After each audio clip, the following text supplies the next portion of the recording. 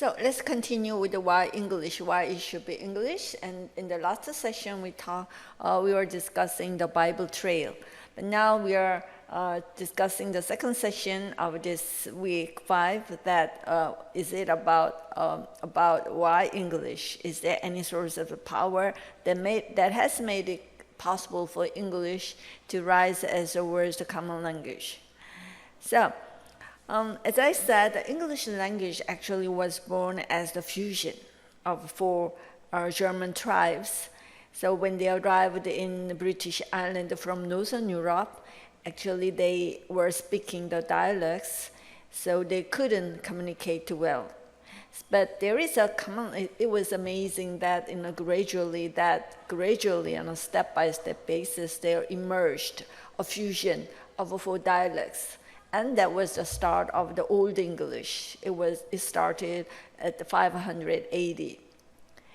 So it is notable for us to remind, however, that in the beginning it was oral language. So English was not. They didn't have some written language. It was oral language. They were just speaking, is it? But immediately they began to have some written form of English, so there is some, they begin to write down. So that's why it is unique that the Old English begin to appear. Why? This is very meaningful and notable for us because when we are thinking on a linguistic point of view, the real source of power that drives the language to survive and prosper for a long time, so it is a written language. So if we cite example of a Korean language, we owe a lot the Sejong-daewang, the great king of Sejong, because he invented because of him that our country will have a Korean alphabet, and maybe that was one of the primary reasons for us that the Korean language is survive and prosper despite our country was under the colonial rule of Japanese government. Anyway, let's get back to our topic. So English, when it comes to English language, what is the real power? I would say that it's written language. Only a written language can be a tool to leave behind. So a written language is used to keep it a record of history and document and messages.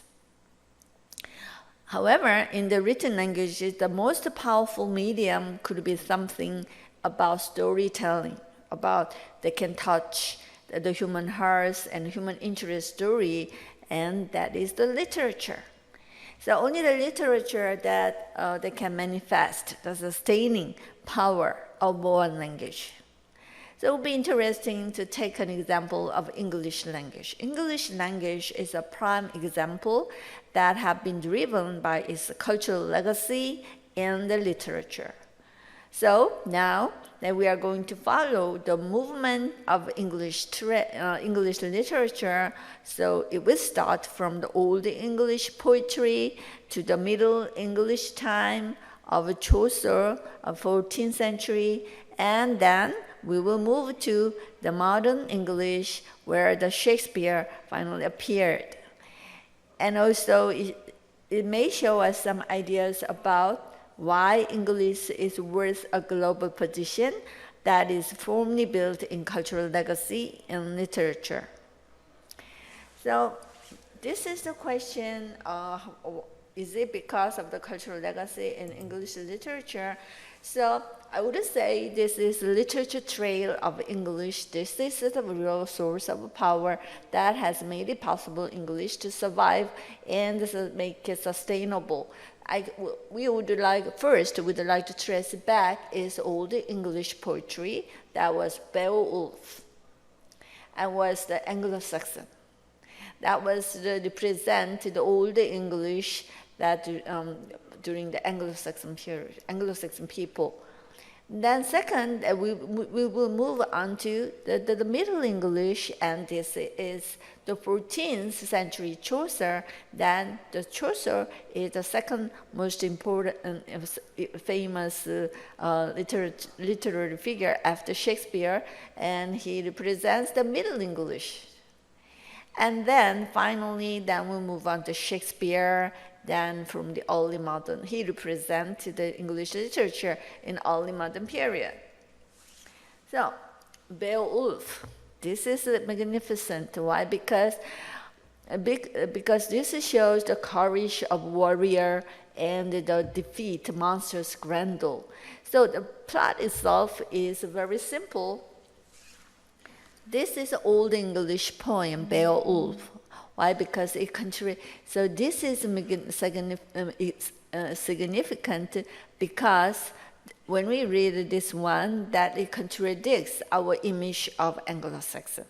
So many people, they used to think the Anglo-Saxon people, they are very courageous and they are very crude and they have little to do with the civilization. Maybe they even thought that these people represent the end of civilization, so they are pagan. So in this poem, there is a very important images here. This is a mud hole. This is, as the picture you can see, this is a mud hole is a keyword that describes their unshaken belief in courage and honor. This is a basic value system for the Anglo-Saxon. So at that time, in ancient Scandinavian and Germanic Europe, there was a mud hole or a feasting hall that was initially simply a large building with a single room. So from the 5th century to early medieval times, such a building was the residence of a lord and his retainers. The mud hall was generally the great hall of the king. So this is poet start with a party. There was a big feast. The king threw a party. So that was people that happy. Then suddenly they become a monster is here, monster. So his name is Grendel. And Grendel is interesting to note that the Grendel is a monster that Beowulf is the great warrior. He was very courageous and he fights with the Grendel. But the Grendel is a very interesting character is here because Grendel is described as Lucifer. As you know, the Lucifer it used to be one of the major staff who worked for the god. But he was expelled from the kingdom of heaven because of his rebellion. And Grendel was described as Lucifer, so this is something, that image that comes from the Bible. So this is what makes the Beowulf unique. Why? Because this was written by Anglo-Saxon people. So Anglo-Saxon people, they usually follow the paganism. What is paganism? Paganism is something very strong. It has something to do with the very strong nature, presence, and it admires the courage and the power of the warrior. So actually, it has nothing to do with the Christianity. So Christianity, but there is a very interesting combination between paganism and the Christianity in this Beowulf. So this unique mix of paganism and Christianity is what makes the Beowulf very unique. So the Anglo-Saxon actually is mixed with the pagan and Christian tradition, and the Beowulf contains the traces of both beliefs. This is very curious. Why? Because Christianity, what is the basic value of Christianity? The Christianity, the essential value of it is we worship only one God. And the most detestable thing that Christian can do is to double mind. So we also worship God and also worship the pagan and worship the other God. However, in the Beowulf, there was a very curious mixture between two opposite value of pagan and this. So the Anglo-Saxon and this poetry, this epic poem is very valuable because this represents the oldest surviving poem in Old English. So Anglo-Saxon paganism, it refers to the religious beliefs and the practices followed by the Anglo-Saxon between the 5th and the 8th centuries. So this is what the power of literature lies. So even though if we try to read the Beowulf, maybe we couldn't read it at all because at that time, Old English, they have different spelling, different word. However, if you happen to translate in modern English, we still find what kind of value system they have, what was daily life, and what was their belief system.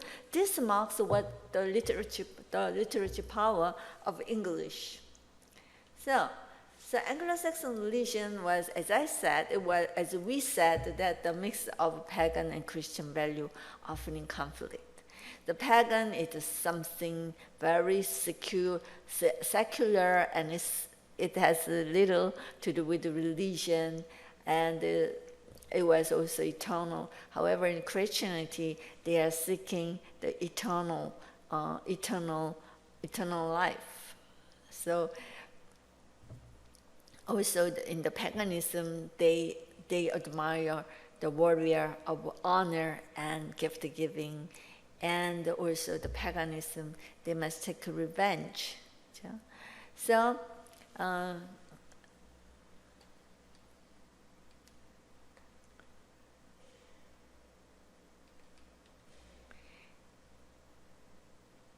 let's move on to Chaucer's English. Actually, Chaucer is the most famous poet in English literature after Shakespeare.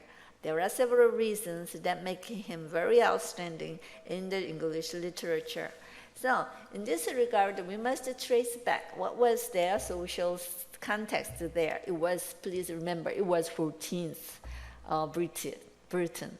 So at that time, of Western English, so you can hardly imagine that English, there was no standard English at that time. It was 14th century in Britain. So at that time, the English was a patchwork of different dialects. So by the end of 14th century, but it was something very interesting change began to emerge.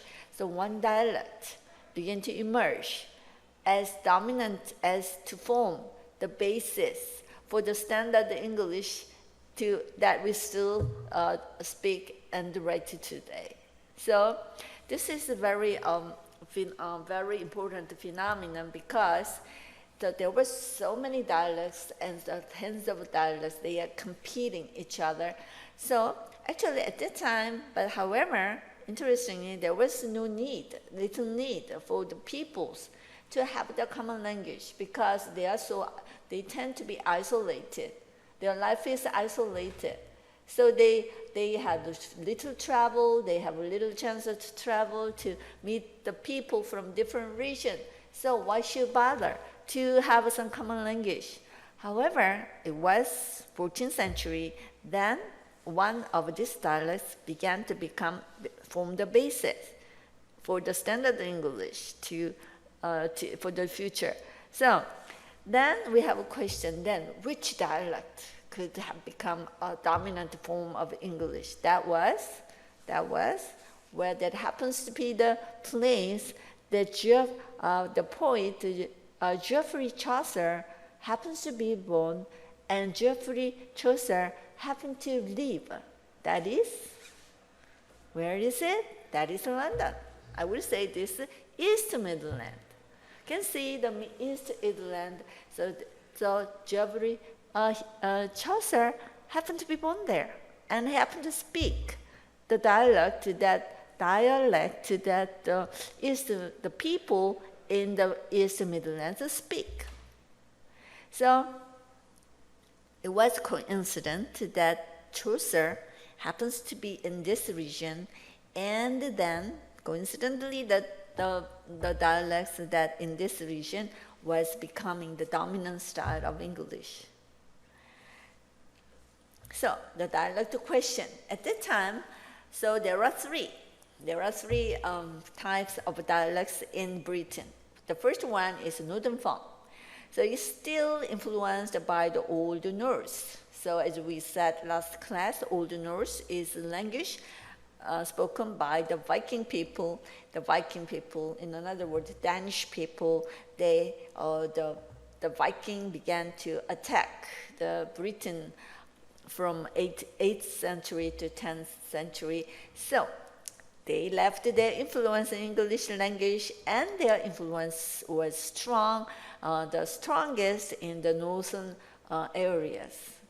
So that is kind of a lowlands of Scotland. The northern form, Old Norse, is still there. It's still used in the lowlands of Scotland.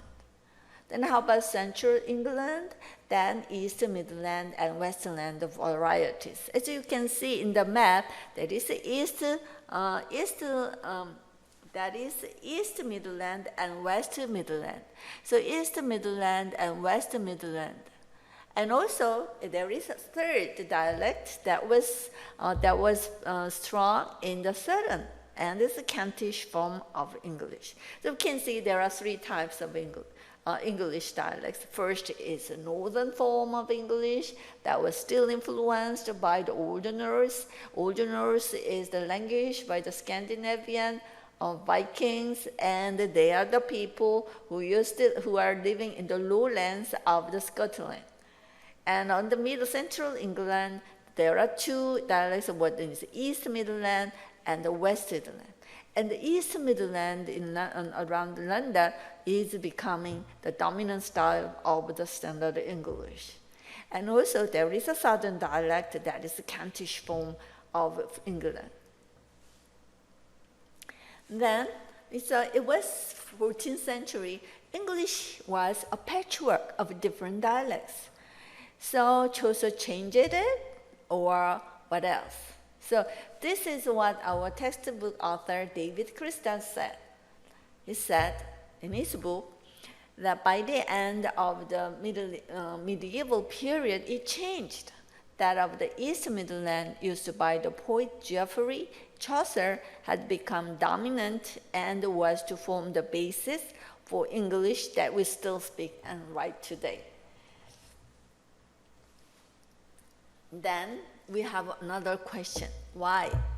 So, why standard English was required in the 14th century for the people, for British people in the 14th century? There are three reasons. The first reason is linguistic.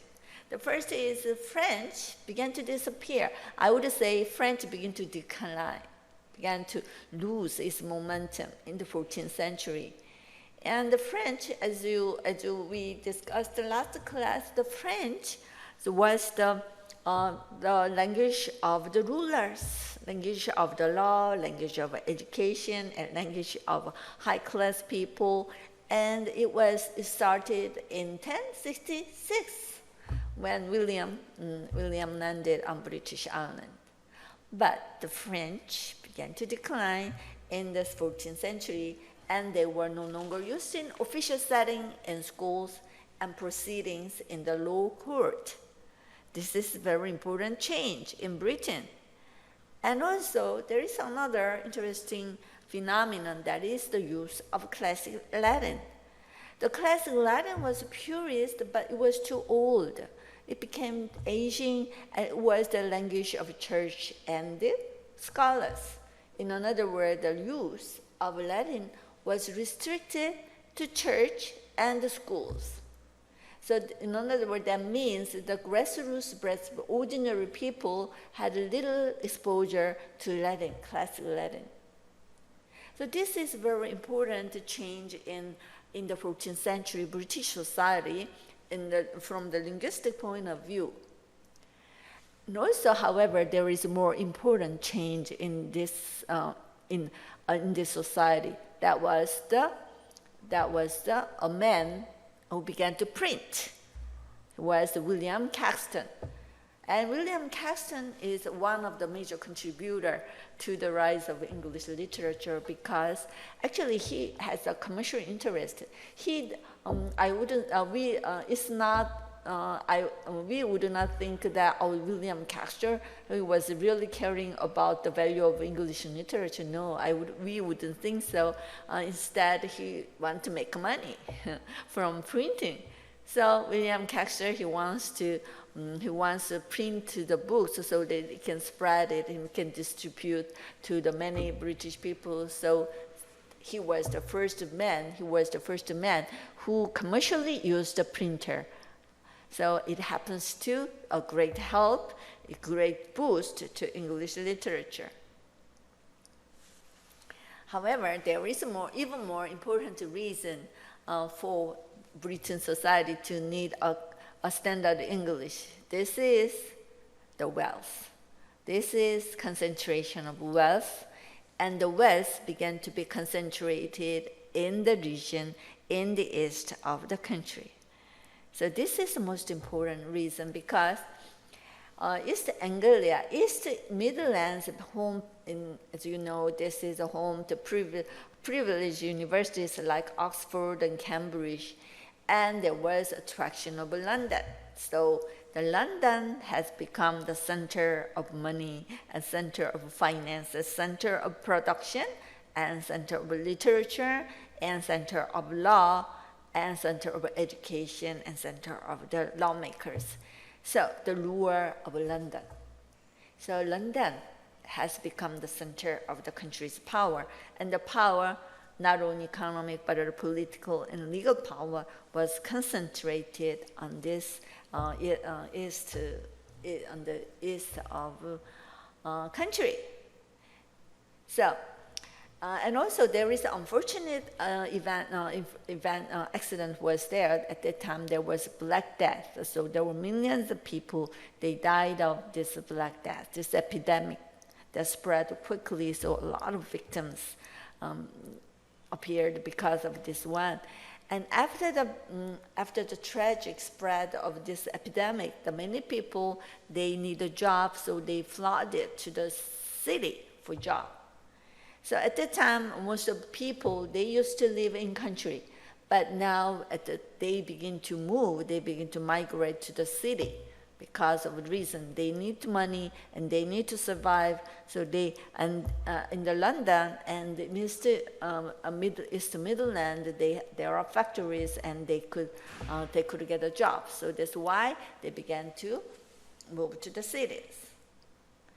So Geoffrey Chaucer, he happened to use the language, the dialects of East Midlands, and he wrote in the dialect of East Midlands.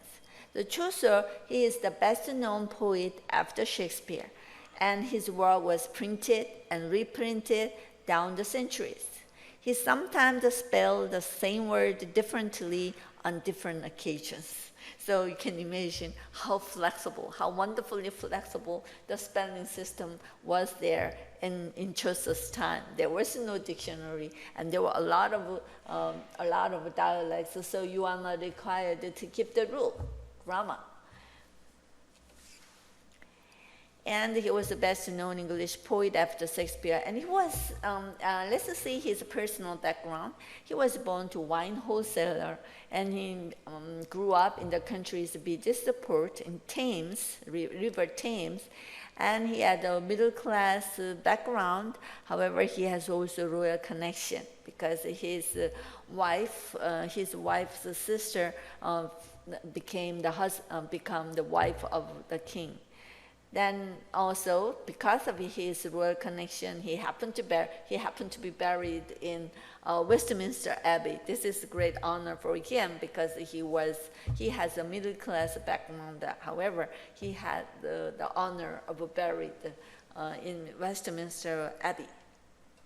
So, Canterbury Tale. It came from the Chaucer's most famous story, the Canterbury Tale. So this story is remarkable because this is a story of chivalry and love and death.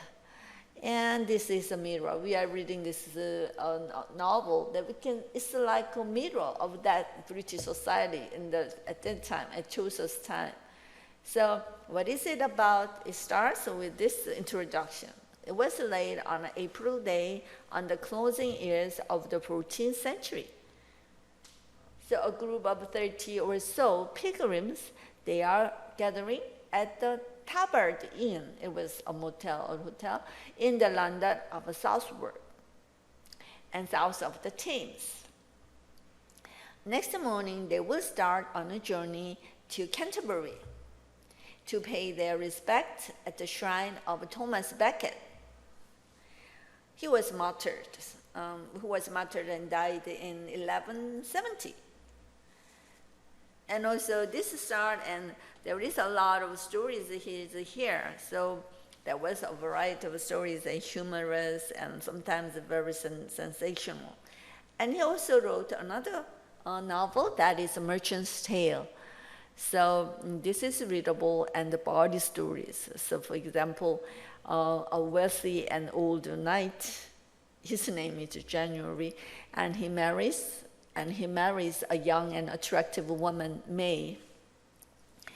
And she was not happy with her husband because he is old. So the young wife falls for a young man. His name was Damian. So January, the old man, they becomes jealous of her. So after he was struck blind, he insists on keeping his hands on his wife all the time. And Damian climbs up a pear tree in January's garden and waits for the arrival of May, and they have a secret affair without awareness of the old husband. And this is kind of a story that's very humorous and very body and unmeasurably very frank, bluntly honest about sexual affairs here. So it is also interesting what kind of words that Chaucer used when he wrote novels. These are, for example, the quod. So quod is a past tense form of quoten that means at the time it was a say. So they are quod. And peri, nowadays, it means a pear tree. Pear tree, at that time, the British people, they said it peri. And also, there is a twig and branches. At that time, British said twist. So anyong, and during Chaucer's time, it meant the straight away.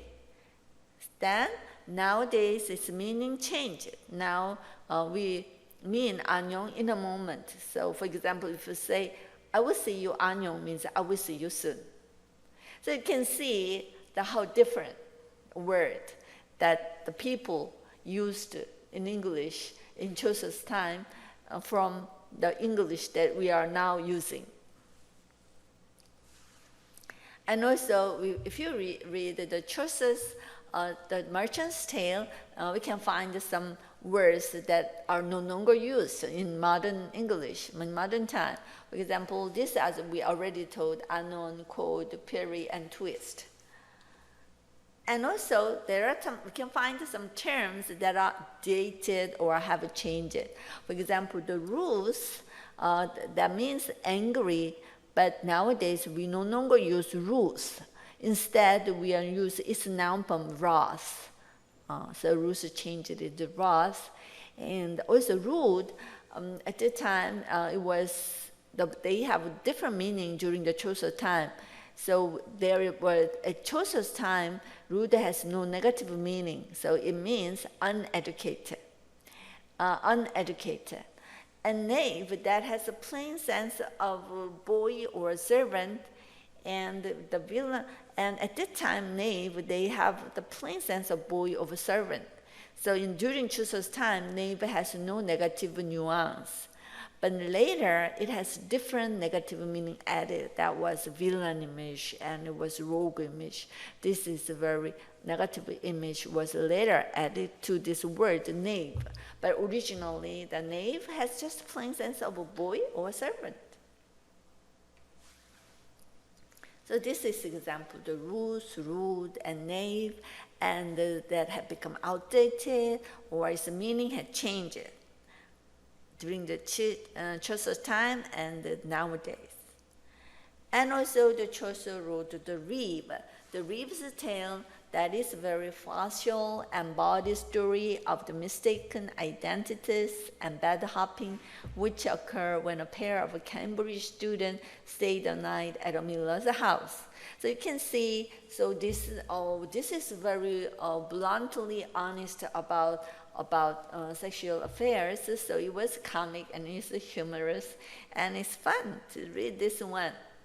But there is another novel during the Chaucer time. The example is The Darwin Poet. That is the title of the novel is here. It was written by Sir Gawain, and it's one of the most romantic narratives of chivalry ever written. The tale of Sir Gawain, the medieval love affair with the chivalry and everything connected to King Arthur, but also it is from a different area of the country, hundreds of miles from the hub of London. So in the Chaucer's time, that the Chaucer is not the only novelist, but there is another novelist, is the Gawain poem, and this is unique because this narrative is very romantic and very narrative is chivalry. And chivalry is respect for women, and chivalry was becoming a very important value for British society. So Gawain, the new obsession of period of chivalry and the right behavior versus Chaucer's easygoing and metropolitan stance. This is very interesting contrast between Sir Gawain. He is another author who lived during in the same time with the Chaucer. And the Chaucer's novel is very easygoing and humorous and funny, and it's a very urban style of stories, humorous. However, the Sir Gawain is he was almost taking very seriously about the value of chivalry and love and faith. And he was near obsession of the period of chivalry and right behavior. There was interesting contrast between Sir Gawain and Chaucer, even though they lived in the similar time. So in this Gawain's point, that it is interesting to know some words that are kind of frek and renke that means men. But this word is not used in Chaucer's novel. So there are two words for men. There was a frek and nenke, which Chaucer does not use. The Chaucer would have put it man or wit. But this is an example that how different dialect they use, even though they lived at the same time. The Chaucer used the white or man when you're referring to men, but the Sir Gawain, he used another different word, and frek or renke when it was referred as man. So the Green Knight's horse is a blanc, a word that sounds odd to modern ears, but the horse fairs in Shepherd used to be held in Blanc Street, and Shepherd is where Sir Gawain was composed. Actually, the blanc, it was used to refer to the horses, but it was a very strange word, blanc. But this word still remain in this Shepherd's Blanc Street. So this shows how word can sometimes disappear, and but still it can leave its trace in another way. So let's get back to William Caxton. And Johannes Gutenberg had introduced movable type of printing to Europe in 1458. But the first book in English was in 1475 when William Caxton printed A History of the Trojan War. So this is remarkable. This is a milestone in the history of literature because of the commercial business sense of William Caxton. Then the first book was printed, A History of the Trojan War was printed. and it was 1475. So this is a very meaningful number. In 1475, for the first time, the English literature was printed by businessman William Caxton.